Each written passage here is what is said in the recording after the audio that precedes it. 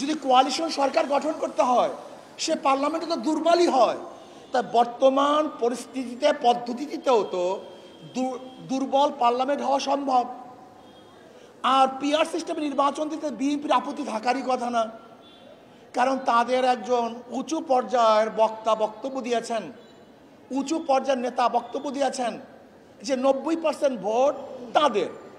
যদি 90% ভোট তাদের হয় তাহলে তারা আসন পাবে 270-এর উপরে। বাস, তাতে এককভাবে সরকার গঠন করতে পারতেছে, সমস্যা কোথায়? বরং আর ঝামেলা মুক্ত সরকার গঠন করতে পারবে।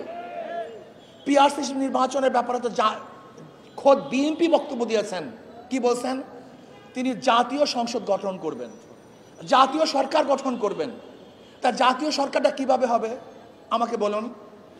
সবার সম্মিলিত যে সরকার হয় সেই সরকারটাই তো জাতীয় সরকার হয় না, একক সরকারকে জাতীয় সরকার বলা হয়।